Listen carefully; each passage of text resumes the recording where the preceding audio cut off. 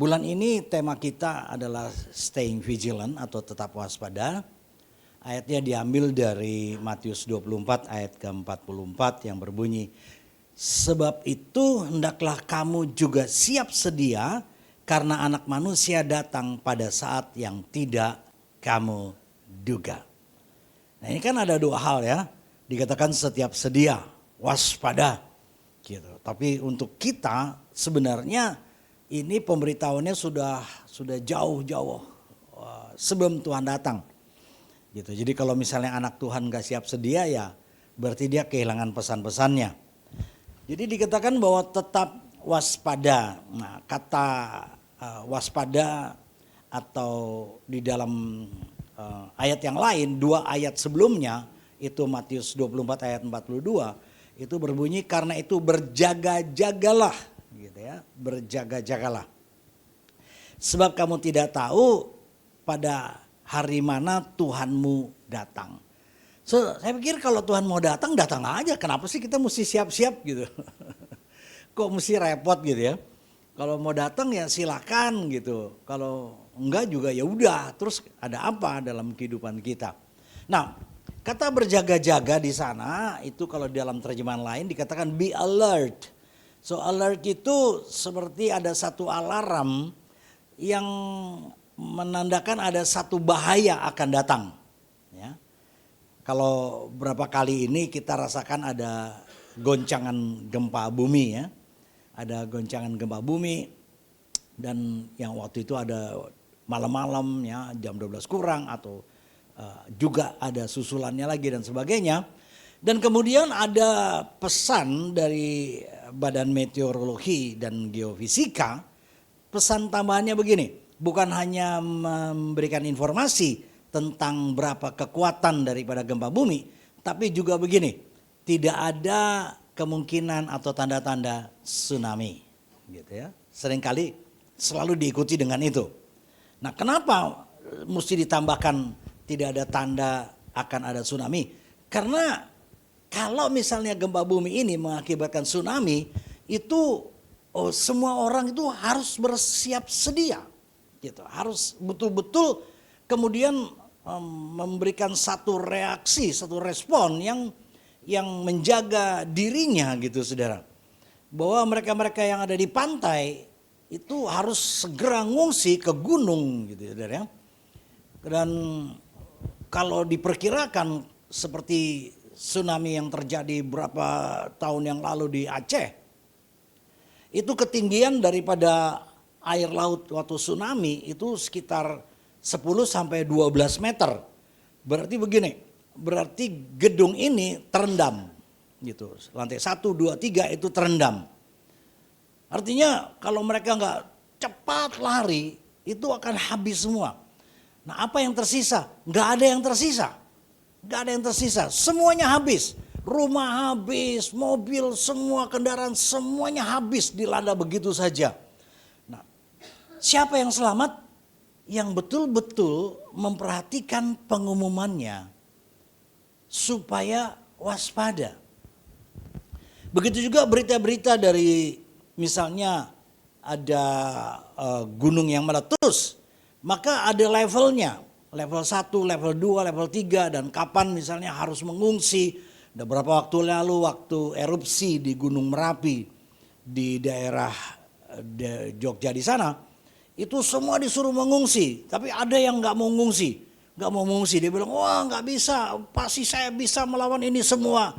Ya, wes gosong, saudara kena lahar, ya selesai. Tapi yang mengungsi semua aman, walaupun mungkin mereka tetap kehilangan harta benda mereka. So be alert, berjaga-jaga ini diberikan peringatannya kepada saudara dan saya. Ya. Dalam bahasa aslinya tuh Gregorio itu artinya strict attention. Strict attention tuh gini, saya memberikan satu perhatian tapi perhatian saya gini, saya tidak mau tergoyahkan sedikit pun dengan segala sesuatu yang mengakibatkan pengalihan pada perhatian saya. Seperti kalau misalnya seorang yang berburu, misalnya dia berburu katakanlah berburu mau nembak rusa atau yang besar atau mau nembak harimau mungkin atau binatang-binatang yang masuk ke kampung sehingga harus ditangani dengan segera. Nah, pada waktu dia mau tembak tiba-tiba ada laler, ada segala macam sini, aduh gatel-gatel. Dia abaikan itu semua. Kenapa? Karena 1 detik dia kehilangan fokusnya, maka buruannya akan bisa hilang. So, kata siap sedia itu punya muatan yang seperti itu. Dikatakan fokuslah akan kedatangan Tuhan yang untuk kedua kalinya. Dan ada masalah, ada persoalan di dalam kehidupan banyak anak-anak Tuhan, banyak orang Kristen. Tapi jangan itu semua mengalihkan perhatian atau fokus orang Kristen terhadap buruan atau fokusnya. Nah, ini dalam hal ini adalah kedatangan Tuhan yang kedua kalinya. So staying vigilant itu tetap waspada, bukan sekarang waspada, besok enggak, besok waspada, besok enggak. Hari ini mau santai aja, enggak bisa. Kan tetap waspada, itulah temanya. Nah, saudara begini, mungkin saudara pernah ingat narasi tentang 5 gadis bijaksana dan 5 gadis bodoh. Ya mungkin kalau ada waktu next time mungkin kita bisa bahas itu. Apa yang dimaksud dengan bijaksana, apa yang dimaksud dengan bodoh gitu ya. Tapi saya tidak bahas sekarang. Tapi yang pasti adalah orang Kristen kan gak mau disebut bodoh kan. Betul gak saudara? Kok kamu tolol banget sih gitu. Waduh itu kan repot gitu saudara ya. Langsung kayak menghujam begitu. Nah saudara, be alert, waspada, siap sedia. Artinya gini, waktu dia datang kita sudah siap. Gitu maksudnya. Ya waktu datang sudah siap. Saya berikan satu analogi lain misalnya. Ada beberapa orang yang akan lomba lari gitu saudara. Lomba lari mereka sudah ada di track larinya karena lari katakanlah 100 meter gitu saudara. Sprint 100 meter. Kemudian ada pengumuman siap. Wah mereka sudah siap. Ya, sedia gitu. Kemudian dia gini. Ada pacarku di sana. Dor, hai. Dia terlambat saudara. Terlambat. Nah juara 2 bukan pemenang. Walaupun dapat perak. Karena Tuhan bawa kita untuk keluar jadi emas. Oke? Nah baik. Jadi saudara gini. Mengapa perlu diwaspadai? Gini, ya, perlu diwaspadai karena begini. Karena kedatangan Tuhan Yesus yang pertama kali saja. Yang selalu dirayakan oleh orang Kristen dengan perayaan Natal, ada acara-acara dan sebagainya, itu aja kedatangan itu aja diselewengkan sehingga ada banyak orang yang tidak menerima dia sebagai Tuhan dan Juru Selamat. Kenapa? Karena mereka terdistraksi, ada pengalihan banyak. Coba lihat. Dikatakan begini, awalnya dia datang untuk orang Israel. Tapi berapa banyak orang Israel yang tahu bahwa inilah Mesias yang mereka nantikan. Karena sampai detik ini mereka masih menantikan Mesias yang sebenarnya sudah datang. Hanya karena mereka tidak sungguh-sungguh mempersiapkan kedatangannya. Mereka berharap, yes. Tapi mereka nggak mempersiapkan, mereka kehilangan.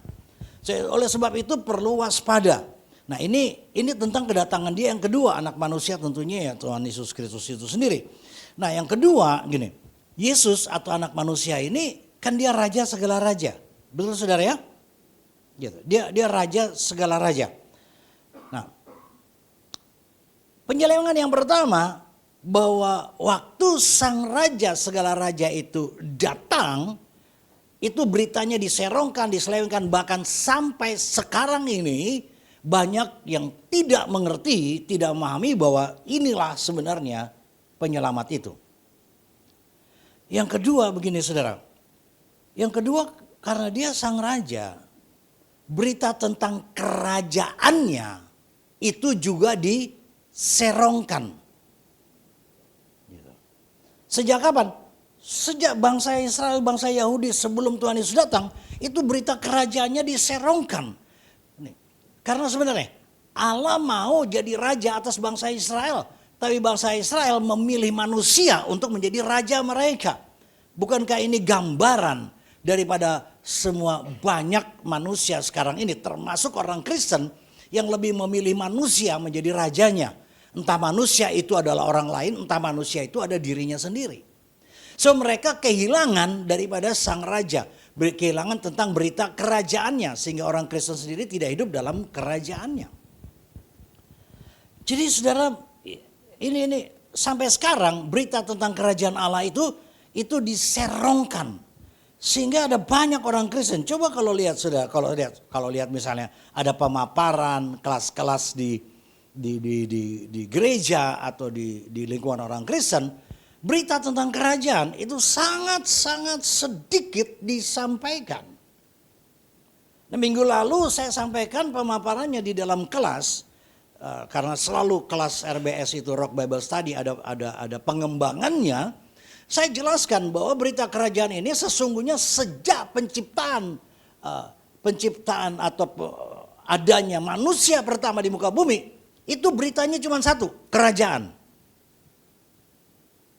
Karena Adam dan Hawa dan keturunannya itu ditetapkan di muka bumi untuk memerintah. So, kata memerintah itu kan bukan berita gereja, itu kan berita kerajaan. Terus coba lihat, Abraham, Daud sampai kepada Tuhan Yesus, beritanya semua berita kerajaan. Semuanya berita kerajaan. Dan kemudian diikuti dengan semua para rasul, semua beritanya berita kerajaan. Bahkan pada waktu dia akan datang kedua kalinya, anak manusia akan datang pada saat yang tidak kamu duga, itu sebagai raja segala raja. Dia menunggang kuda putih dengan banyak mahkota. Itu kan bukan pendeta yang pakai begitu kan. Seru kan saudara ya. Kalau misalnya ada pendeta masuk ruangan ini pakai kuda putih gitu saudara. Ya kadang-kadang pakai kuda putih itu, wah dari mana cari kuda putih? Pakai baju putih-putih aja gitu biar keren gitu saudara. Kemudian masuk banyak mahkota, masuk Pak Pendeta gini, teng gitu saudara. Waduh orang bilang, waduh gak waras ini orang gitu. Tapi dia datang untuk kedua kalinya bukan sebagai bayi imut-imut yang lucu ginu-ginu gitu saudara. Enggak, dia datang untuk yang kedua kalinya sebagai raja segala raja. Yang pertama dia datang sebagai juru selamat, yang kedua dia datang sebagai hakim segala hakim. So mari orang Kristen coba melihat ke depan bukan melihat ke belakang. Selalu diiming-iming tentang keselamatan nanti masuk surga. Masuk surga enggak? Kalau enggak kuat dalam kerajaan nanti akan digoncangkan. Oleh sebab itu saudara. Oleh sebab itu penting kita mengerti tentang be alert. Penting kita mengerti tentang siap sedia. Penting kita mengerti tentang waspada. Ya. Karena berita kerajaan sendiri sudah diselewengkan gitu saudara. Sudah diselewengkan. Nah jika berita tentang Tuhan Yesus dan berita tentang kerajaan Allah diselewengkan dari kehidupan orang Kristen, maka orang itu tidak akan pernah siap sedia atau waspada terhadap kedatangan Tuhan Yesus yang kedua kalinya. Maka mereka kehilangan lebih dari 2000 tahun bangsa Israel masih menantikan itu semua. Tapi kalau saudara dan saya itu kita sudah menerimanya. Is at hand, the kingdom of God. Kerajaan Allah itu ada bersama dengan kita. Pertanyaannya, siapkah kita untuk hidup dalam kerajaannya dan menantikan raja segala raja datang untuk yang kedua kalinya. So berita kerajaan ini, kalau berita kerajaan ini diselewengkan artinya begini, berita tentang sang raja pun disamarkan.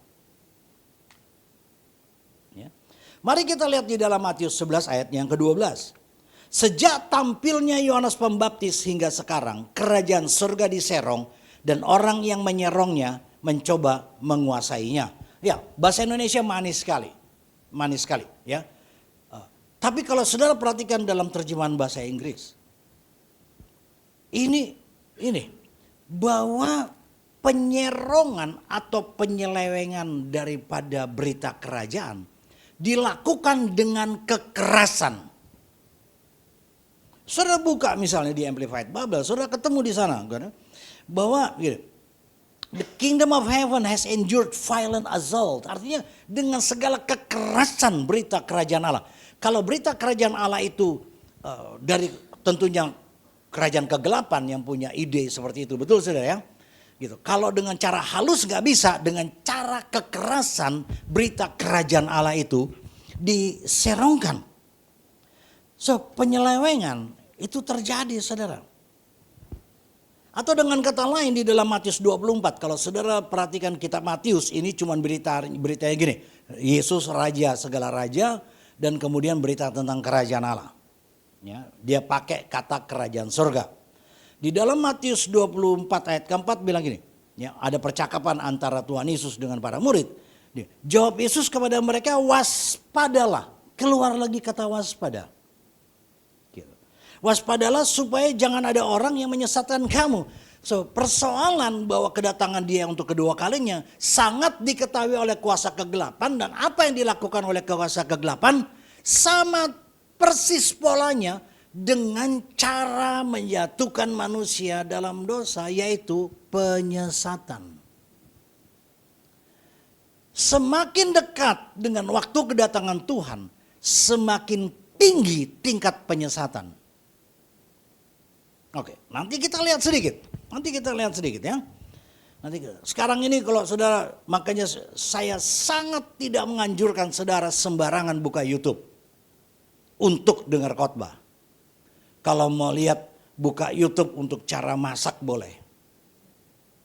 Oke? Tapi untuk dengar khotbah, saudara mesti perhatikan sungguh, waspada, be alert siapa yang bicara. Mungkin yang dibicarakan itu cukup baik. Tapi kalau rohnya tidak benar.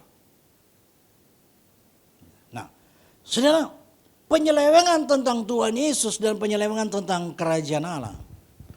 Saya cuma mau sampaikan begini. Jika manusia kehilangan berita ini, maka mereka kehilangan berita tentang kedatangan anak manusia. So, berita tentang kedatangan anak manusia supaya gini. Hanya bisa fokus ke sana kalau mengerti tentang kedatangan Yesus sebagai Raja segala raja. Dan kerajaan Allah. Selama mereka nggak mengerti poin ini, mereka nggak bisa mengerti tentang kedatangan yang kedua. Karena kedatangan yang kedua sekali lagi, itu bukan meninak bubukkan manusia. Dikatakan yang kedua dia membunuh. Saya pakai kata yang keras. Siapa yang dibunuh? Mereka yang bisa dibunuh. Yang membuat dirinya dibunuh. Yaitu yang menentang Yesus. Tidak hidup dalam kehendaknya. Nah, saudara. Jadi mereka kehilangan berita yang kedua. Jadi gini. Kalau kehilangan berita yang kedua.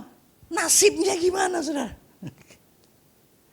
Jangan cuma ngitung nasib hari ini makan apa, besok makan apa. Paling lama hidup berapa tahun sih? Ya. Berapa hari lalu kami berdua ini melayat ke rumah duka, kan dibilang gini, lebih baik melayat ke rumah duka daripada ke pesta kan? Gitu. Itu aja orang Kristen udah lolos. Jadi usianya sudah 90 tahun. Wow, luar biasa. 90 tahun luar biasa. Usia 100 tahun sangat luar biasa. Loh, setelah itu kekal, saudara, ada di mana? Gak bisa dibandingkan. Gitu. Gak bisa dibandingkan. Nah, saudara, jadi mari. Waktu dikatakan begini, ayat ini. Sejak tampilnya Yohanes Pembaptis hingga sekarang kerajaan surga diserong. Dan orang yang menyerongnya mencoba menguasainya.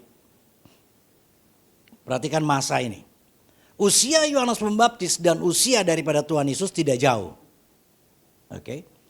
Kurang lebih sekitar 6 bulan karena Elizabeth itu mengandung Yohanes Pembaptis lebih dahulu daripada Maria mengandung Tuhan Yesus. Usianya mereka nggak jauh. Tetapi Yohanes Pembaptis dikatakan begini, dia jalan mendahului. Dia mempersiapkan jalan. Artinya Yohanes Pembaptis masuk dalam pelayanan lebih dahulu daripada Tuhan Yesus. Oke? Dia. Nah, waktu Yohanes Pembaptis ini masuk di dalam pelayanan, beritanya ini, bertobatlah sebab kerajaan sorga sudah dekat atau sudah datang. Betul? Ya, kata yang sama ini yang diulang oleh Tuhan Yesus setelah dia dicobai di padang gurun. Kata pertama yang keluar dari mulut daripada Tuhan Yesus dan dari yang mempersiapkan kedatangan Tuhan Yesus, kata pertama cuma satu, kerajaan Allah. tanpa pertobatan, tanpa berubah cara berpikir orang Kristen, dia boleh jadi orang Kristen. Tapi kalau cara berpikirnya nggak berubah, dia nggak hidup dalam kerajaan Allah. Jadi saudara kira, sejak awal penyelewengan sudah terjadi. Sudah bisa lihat misalnya, sudah bisa buka dalam Matius 3 ayat kedua. Itu kata bertobatlah sebab kerajaan surga sudah dekat. Itu bukan pesan dari Tuhan Yesus, itu pesan dari Yohanes Pembaptis. Nah sejak Yohanes Pembaptis membawa berita itu, penyelewengan sudah terjadi. Penyerongan sudah terjadi. Itu maksudnya ayat ini. Dan Tuhan Yesus bilang gini, ya memang itu sudah terjadi gitu. Bahkan sempat Yohanes Pembaptis sempat ragu. Gitu. Dan kalau kembali kepada ayat dasar kita, kata siap sedia, be alert, karena penyerongan yang terjadi dengan paksa seperti yang saya katakan tadi. Secara fisik itu kan sampai sekarang masih ada kan? Betul nggak saudara? Coba lihat tempat ibadah yang dikacaukan dan sebagainya di banyak tempat. Itu deh, dengan paksa kerusakan itu dilakukan oleh pihak-pihak yang menentang. Dan Tuhan Yesus sudah mengingatkan, kalau itu terjadi pada kamu, kamu jangan kecewa sehingga menolak aku, karena aku sudah mengingatkannya. Jadi nanti kalau dia datang untuk kedua kalinya, itu jangan kecewa. Loh, enggak. Dia udah kasih tahu. Ya, dia udah kasih tahu. Nah, setelah pada waktu dikatakan begini, pada waktu dikatakan sudah dibelokkan, perhatikan, sejak kedatangan Yohanes Pembaptis, ada satu perubahan spiritual yang sangat besar. Apa itu? Orang Yahudi dibaptis. Nah, coba lihat, ini kan satu perubahan yang sangat besar. Dan kemudian Tuhan Yesus nanti gini, dengan Nikodemus menghubungkan baptisan dengan apa? Kerajaan Allah. Ya saudara ya. Jadi dia hubungkan ke sana. Banyak orang Yahudi yang datang ke Yohanes Pembaptis untuk dibaptis. Bahkan Tuhan Yesus sendiri kan, dia juga datang pada akhirnya. Jadi saudara, penyelewengan itu terjadi sehingga orang nggak lagi bisa fokus akan kedatangan Tuhan Yesus yang kedua kalinya. Jadi pada waktu dikatakan kerajaan surga diserong, bahasa aslinya itu biastes atau biazetai, itu dengan violence, dengan pemaksaan, gitu, dengan kekerasan. Buktinya apa? Ujungnya Yohanes Pembaptis dipenggal kan? Yohanes Pembaptis ini kan bawa berita kerajaan, gitu. Akhirnya dipenggal. Coba lihat martir, baru-baru ini Charlie Kirk ya, yang disampaikan juga minggu lalu. Itu semua berita kerajaan yang dihalangi secara kekerasan. Nah, Yesus ditolak kok, dia disalib. Serangan terhadap kerajaan surga begitu gencar. Gitu. Kalau toh misalnya kita tidak mengalami kekerasan, coba perhatikan. Penyesatan bekerja secara keras. Loh Pak, saya nggak disesatkan. Puji Tuhan, mari kita lihat ya. Gitu. Karena bicara Matius 24, ini bicara kondisi daripada kedatangan Tuhan yang kedua kalinya, akhir zaman. Di dalam Matius 24 ayat 11, Tuhan Yesus bilang begini, akan banyak nabi palsu. Jangan sampai kamu disesat. Mereka yang 3,5 tahun berjalan dengan Tuhan Yesus. Bangun pagi ketemu Tuhan Yesus. Siang jalan ketemu Tuhan Yesus. Malam sebelum mereka istirahat ketemu dengan Tuhan Yesus. Terus mereka terdengar langsung. Mereka lihat langsung. Mereka bisa meraba. Yohanes bilang begini. Apa yang telah kami dengar. Dan apa yang telah kami lihat. Dan apa yang telah kami raba. Artinya gini. Dia terus ada. Tapi pesan Tuhan Yesus itu bukan kepada murid pengikut yang cuman untuk gini ngisi perut mereka 5 roti 2 ikan. Enggak, pesan kepada 12 murid yang kondisi seperti itu. Jangan sampai kamu sendiri disesatkan. So peringatan ini jangan kita berkata, saya tidak mungkin disesatkan. Tuhan Yesus sendiri sudah mengingatkannya. Apa yang terjadi dalam penyesatan? Gini saudara, ada dua hal. Pertama, pengajaran tentang ya Tuhan Yesus bukan raja, bukan Tuhan dan sebagainya. Kerajaan Allah diabaikan atau diserongkan dan sebagainya. Tetapi gini, penyesatan terjadi yang pertama pada pengajaran. Makanya tadi saya sempat singgung, hati-hati dengan siapa yang mengajar saudara tentang kebenaran. Karena kebenaran ini sebenarnya adalah landasan daripada hidup. Pengajaran adalah fondasi dari orang Kristen. Nanti saya singgung lebih dalam. Yang kedua, merusak pemahaman atau pengertian orang Kristen atau warga kerajaan Allah. Jadi, gini saudara, dia sudah Kristen, tapi pengertiannya salah. Dia sudah Kristen, pemahamannya salah. Mungkin nggak salah ya kalau saya singgung sedikit ya, mungkin nggak salah ya. Saya dengar dari anak saya bahwa salah satu dari kita ya bilang gini, pertanyaannya gini, Tuhan Yesus itu dibunuh sama iblis ya? Saya bilang, kalau saya yang ditanya gitu, saya tanya balik, kamu ini Kristen gak sih? Ya, kalau istri saya cuma bilang, menurut kamu siapa? Itu kan pengertian dan pemahaman yang fatal. Lah, kok iblis bunuh Tuhan Yesus? Ditiup. Bablas ya? Masa iblis bisa bunuh Tuhan Yesus? So, oleh sebab itu, dua hal. Yang pertama pengajaran untuk fondasi, yang kedua pemahaman dan pengertian. Ini perlu dilatih. Kalau nggak mengerti, nggak apa-apa. Dengan bertanya, bagus. Daripada tersesat. Daripada sok tahu, aku udah tahu. Gitu. Ya. Nah, saya baru prakata pendahuluan dari khotbah, belum masuk. Oke. Jadi, orang Kristen yang kehilangan berita kerajaan, mereka akan hidup santai-santai aja, tidak pernah mempersiapkan diri untuk hari penghakiman.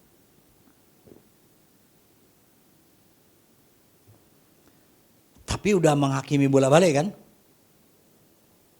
Ada yang bilang begini, iblis itu di sorga, dia sombong, dibuang oleh Tuhan.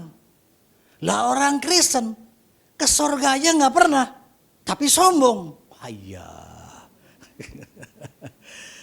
Tahu nggak di mana letak orang Kristen sombong? Nggak bisa diomongin. Itu setan, saudara. Iblis jatuh di sana. Ya, nah, jadi mereka hidup sesuai dengan selera mereka. Menurut saya, yang benar begini kekristenan. Jadi saya hidup begini. Dia hidup sesuai dengan kehendaknya. Saya cuma mau bilang, pemahamannya hancur. Nanti kita lihat di mana letak kehancurannya. Contoh. Ibrani 12 ayat 28. Nah, habis ini saya selesai. Ibrani 12 ayat 28, saya nggak tayangkan di sini, tapi kalau saudara bawa Alkitab, saudara boleh buka, atau saudara bawa di gadget dan sebagainya, saudara boleh buka. Ibrani 12 ayat 28 bunyinya gini. Jadi itu gini, kesimpulannya. Jadi, karena sedang bicara apa sebelumnya? Sedang bicara langit dan bumi akan digoncangkan. Tapi mereka yang tinggal dalam kerajaan Allah tinggal tetap tidak tergoncangkan. Betul ya? Langit dan bumi gini, ekonomi digoncangkan. Oh, langit aja goncang, bagaimana bumi? Ya. Ekonomi digoncang, keuangan saudara digoncang. Karena satu saat nanti saudara nggak bisa belanja kalau nggak ada tanda 666. Yes. Gitu. Jadi kalau sekarang goncang ekonomi, gak ada apa-apanya sampai nanti. Akan jauh lebih parah. Semua, tubuh, kesehatan digoncang, semua digoncang. Jalan keluarnya cuma satu, hanya mereka yang ada dalam kerajaan Allah. Itu sebabnya penyesatannya tentang kerajaan Allah. Penyesatan tentang kerajaan Allah. Nah, Ibrani 12 ayat 28. Jadi karena kita, ya, orang Kristen, sudah menerima kan gitu. Jadi karena kita menerima kerajaan. Ya, kalau saudara buka kan sudah ketemu kata itu. Karena kita menerima kerajaan yang tidak tergoncangkan, marilah kita mengucap syukur dan beribadah kepada Allah menurut cara yang berkenan kepadanya dengan hormat dan takut. Nah, jadi saya cuma bilang gini, mereka yang mengabaikan ibadah, mereka nggak ngerti berita kerajaan. Selesai. Saya bukan pengusaha, bukan pemilik perusahaan. Yang artinya bos saya bisa mecat saya sewaktu-waktu. Saya bilang begini, kalau saya nggak bisa ibadah minggu, saya akan keluar. Tapi karena memang kondisinya dia sangat, kita lihat, nah ini anak kerajaan loh, excellent kan? Dia nggak mau kehilangan dong. Gak apa-apa Richard, kamu gak ada hari minggu, please. See that? Itu berita kerajaan, bukan berita dompet. Itu berita kerajaan. Kalau hilang berita kerajaan, hilang semua. Kedatangan Tuhan sebagai hakim. Lah apa sih Tuhan, kok aku dihakimi gini? Tuhan bilang, selesai, Alkitab udah ditutup. Jadi beribadah menurut cara yang berkenan ke Tuhan. Bukan bikin sendiri caranya. Saya beribadah kan di tempat kerja saya bisa iya cara Tuhan enggak di dunia kerja. Di rumah itu sebagai ibadah saya, cara Tuhan enggak? Cara Tuhan enggak? Gitu. Mau didalamin? Cara Tuhan kan 70 kali 7 kali kan pengampunannya. Orang Kristen baru diomongin sedikit wis mewek. Dia bukan orang kerajaan.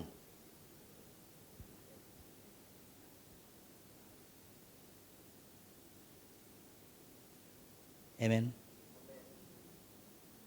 Baru diomongin belum dipersekusi kok. Belum diinjek kakinya, belum ditempeleng bibinya. Karena itu Tuhan Yesus ngomong loh. Kalau terjadi kamu jangan kecewa ya. Ya ilah baru diomongin dikit udah kecewa. Sudah tahu, kekecewaan adalah menolak Tuhan. Ayatnya jelas. Jangan kau kecewa dan menolak aku. Mari periksa, ada kekecewaan enggak? Ada kesal enggak kita sama orang? Sedang menolak Tuhan. Kalau saudara di antara saudara tidak bisa mengasihi, dengar ini. Saudara sedang tolak Tuhan. Bukan menolak orang yang menyakiti.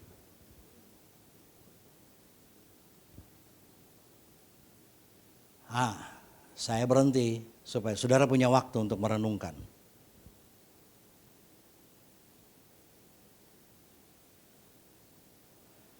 Kalau tidak bisa hubungan keluarga, hubungan dengan orang terjalin tanpa rasa kesal.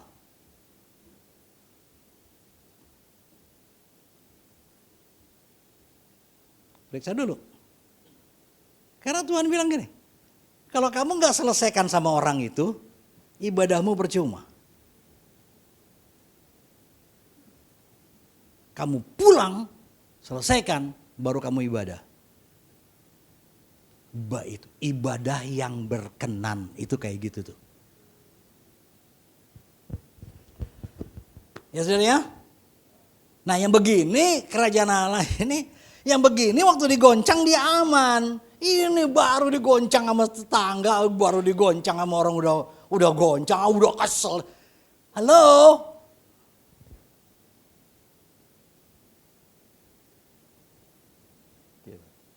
Kesel ya gak apa-apa lah manusiawi lah. Tapi disimpan tolak Tuhan. Nah saudara, Ibrani 12 ayat 28. Orang Kristen suka ngambil untuk kepentingannya dirinya. Wes, aku terima Yesus, aku dalam kerajaan Allah. Supaya aku aman, selamat, tidak tergoncangkan. Saya cuma bilang gini, berita keselamatan hanya untuk mereka yang belum terima Yesus. Nah, penjelasannya saudara mesti masuk kelas. Orang sudah terima Yesus, beritanya bukan keselamatan. Orang sudah terima Yesus, beritanya kerajaan.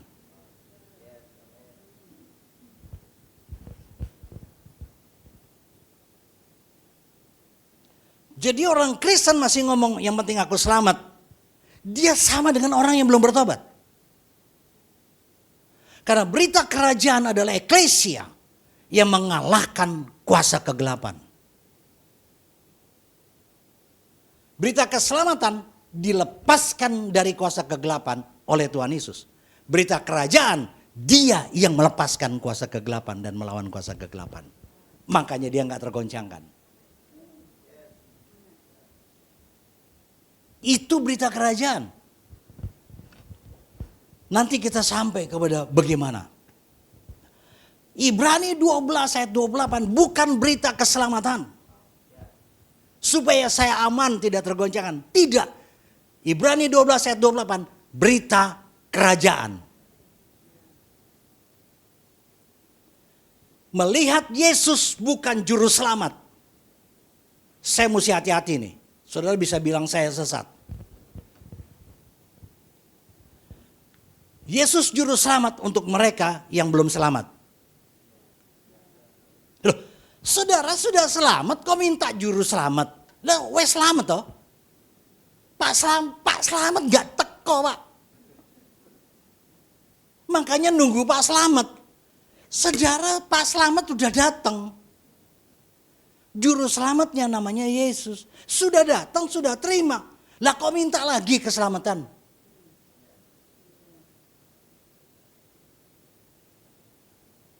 Saya cuma bilang. Kalau saudara masuk kelas, ini dikupas tuntas. Sekarang saya nggak punya waktu banyak, tapi saya singgung ini. Orang Kristen beritanya kerajaan. Diutus. Bukan menerima lagi. Karena sudah menerima. Yesus bilang, it is done. Istri saya sempat ngengkan. Agama bilang, do sih. Lakukan ini, lakukan ini. Kekristenan bilang, sudah selesai.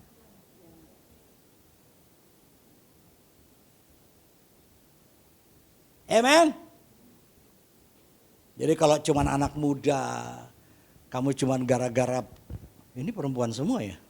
Di laki nih, oh di belakang tuh. Mana laki yang lain? Oh di sini, si ganteng satu tuh. Kalau cuman gara-gara tulang rusuk kamu terus cari-cari berita yang keselamatan, lu dapat tulang babi itu aja. Oh yes. Kamu cuma dimasak. Jadi brain and bone enak. Kalian ini kan akan pergi nanti nih. You know? Fania akan ke Surabaya. Uner ya? Yes. Dia belum nyampe, imannya udah nyampe. Yes.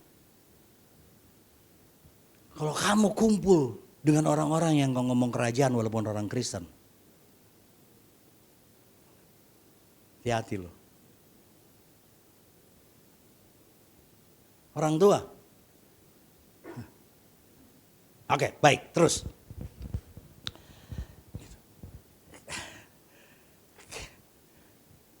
Kami nggak mau berita kerajaan diselewengkan atau diserong. Ya. Nah, jadi Ibrani 12 ayat 28 ini berita kerajaan. Berita kerajaan tuh gini. Waktu Maria mengurapi Yesus dengan minyak narwastu murni. Nah, saya cuma mau berikan analoginya, cerita di balik ini. Narasinya begini. So Maria pergi ke penjual minyak wangi. Ini penjual minyak wangi banyak, saya abal-abal juga banyak. Oke? Dia pergi ke penjual minyak wangi. Saya bisa bayangkan nggak? Para fans ini. Kamu jadi penjual minyak wangi sekarang ya. Oke. Maju. Oke. Pak, aku mau beli minyak wangi. Ya, tanya kan seperti apa dan sebagainya, betul kan? Nah, kemudian dia kasih saya, suruh cicipi. Bukan cicip, bau. Enggak, ada yang lebih enak. Ada, oke, keluar lagi. Enggak enak. Ada yang lebih enak. Dia bilang, mahal banget katanya gitu. Betul kan? Ya kan? Yang lebih enak mahal dong.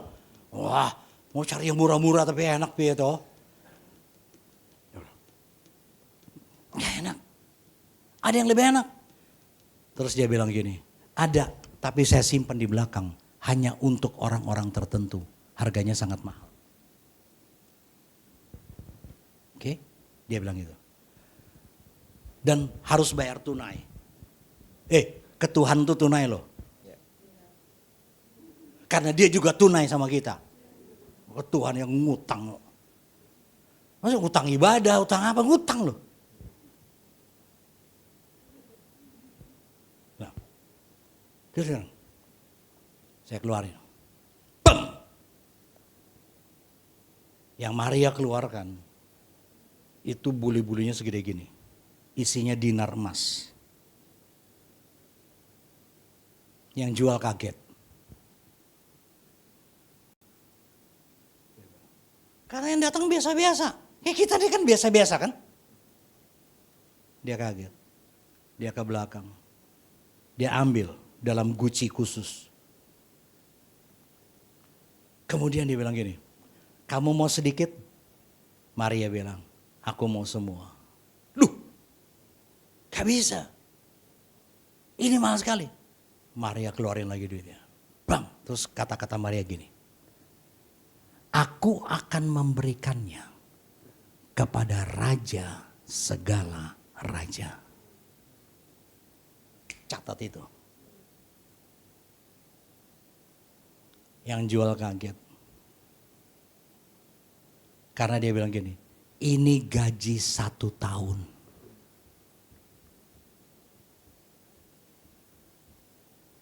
Bawa pulang, thank you. Maria bawa pulang. Untuk mengurapi kan. Apa yang diurapi? Kaki. Gaji 1 tahun cuma untuk kaki. Bukan pengurapan tubuh. Cuma untuk kaki. Syikil.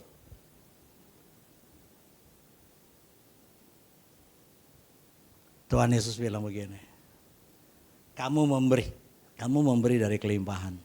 Janda ini memberi dari kekurangan. Itu berita kerajaan. Yang sampai di titik ini pasti diem. Gak apa-apa. Gak apa-apa. Tapi saya harus sampaikan. Cuma untuk kaki. Ya. Saudara, ibadah menurut caranya sendiri. Tidak dengan hormat dan takut, kadang ibadah, kadang enggak. Jangan ngomong dia ada dalam kerajaan Allah. Aku warga kerajaan Allah akan menduduki 7 gunung. Hei, kalau enggak tunduk sama sang raja segala raja, enggak mungkin bisa menduduki tempat-tempat yang lain. Amen. Di sinagog, nah saya adopsi ini dari pembicaraan saya dengan istri saya. Ada tulisan yang bunyinya begini. Saya minta itu dicetak di sini. Saya minta itu nanti dicetak di sini. Akrilik yang api. Jelek. Tulisannya bunyinya begini. Dalivni mi atah omet. Bahasa Indonesianya. Ketahuilah di hadapan siapa kamu berdiri. Berita ini yang pertama untuk para pelayan. Di hadapan siapa kamu berdiri?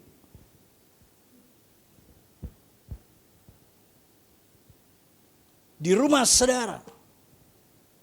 Kalau saudara mengatakan itu ibadah. Di hadapan siapa kamu berdiri? Kalau mengerti ini, penyembahan akan muncul dengan otomatis. Saudara datang ibadah di tempat ini, ngantuk tidur, ketahuilah di hadapan siapa kamu berdiri. Saya minta ini dicetak. Ini yang ditulis di setiap sinagog yang ada di Israel sekarang. Di pintu masuknya. Di rumah saudara. Di tempat saudara bekerja. Kalau perlu tulis. Di hadapan, ketahuilah di hadapan siapa kamu. Kalau perlu saudara punya perusahaan, di kasirnya tulisin. Supaya nggak nyolong kasirnya. Ya. Ini berita kerajaan. Ini berita Ibrani 12 ayat 28. Yang seringkali ini kesadaran spiritual bahwa kita berdiri di hadapan Sang Raja segala raja itu harus dibangkitkan. Wow. So waspada, ini serius. Sampai Tuhan sendiri harus mengingatkan. Pengajaran dari luar tuh hati-hati. Ya. Itu menjadi fondasi. Kita lihat gedung ini bagus ya. Ini di Jakarta.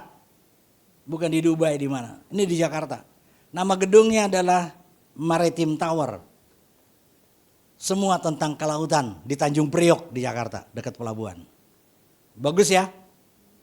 Mau lihat orang Kristen, bagus kemuliaannya kelihatan? Yang tidak kelihatan adalah pengajaran. Jadi jangan ngomong kehidupan kita manis kalau pengajarannya nol. Atau firman Tuhannya nol.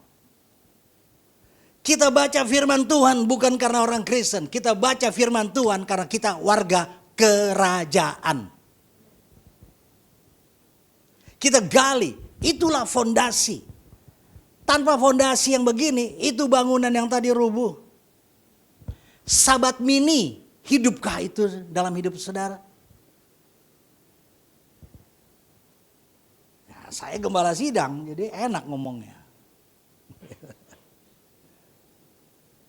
Ya, dan fondasi kita mengakar kepada batu karang yang teguh yaitu Yesus. Karena dia adalah batu penjuru dari setiap bangunan ini. Nah di atasnya ini ahli bangunan namanya Paulus.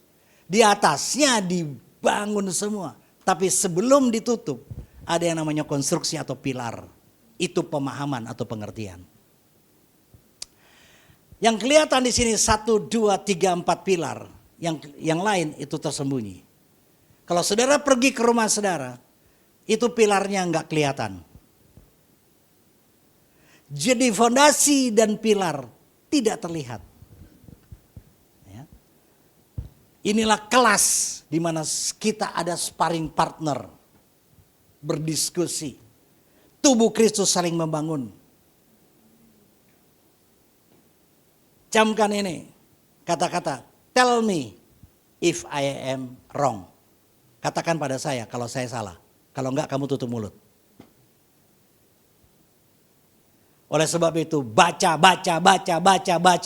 supaya pengertian kita lurus. Disinilah komsel berfungsi. Tempat praktek. Oke? Di konsel lah ikatan itu disatukan. Perhatikan bangunan ini. Dari satu tiang dengan tiang lain itu dihubungkan. Yang namanya balok. Kalau fondasi namanya slup. Kalau enggak bisa berdiri tubuh Kristus. Tubuh Kristus tidak pernah bisa sendiri. Tubuh Kristus. Kalau tubuh Kristus yang paling keren kayak gini adalah kepala. Sendirian medeni kepala jalan sendiri. Orang Kristen banyak GGI. Mulutnya tok sing jalan sendiri. Medeni loh. Yang gini-gini harusnya ditengking. Cuma saya gembala sih ya. Mestinya yang begitu-begitu. Tak tengking kalau mesti. Loh iya saudara. Itu yang dilakukan Yohanes Pembaptis. Ya akhirnya sih dipenggal. baru jadi bangunan ini. Nah yang lain-lain itu cuma aksesoris. Pakai jas cuma aksesoris men. Gak pakai jas juga gak apa-apa. Cuma aksesoris saja. Betul ya? Jangan bingung dengan aksesoris. Gitu. Karena kerajaan Allah mengerti. Nah semua ini Tuhan percayakan pada gereja. Gereja yang ditugaskan Tuhan untuk membangun fondasi. Yesusnya sudah ada. Jadi saya ini tugasnya kita membangun fondasi saudara. Kemudian membangun struktur yang ada. Gitu. Jadi kalau nggak mau bergereja, fondasinya dan strukturnya pasti rapuh. Nggak cocok sama gereja, cari gereja lain. Nggak cocok sama gereja lain, bikin gereja. Jangan cuma ngomong, sungut-sungut nggak masuk tanah Kanaan.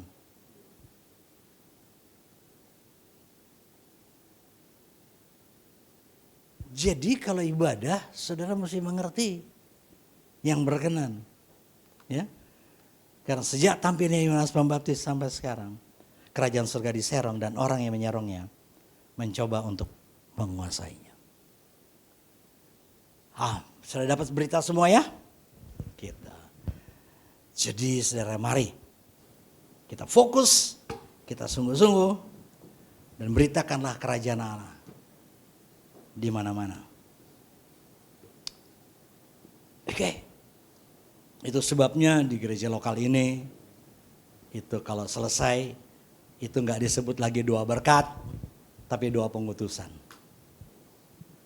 Karena orang Kristen berhenti minta berkat. Bagikan berkat. Bilang kiri kanan. Berhenti minta berkat. Nah yang kedua penting.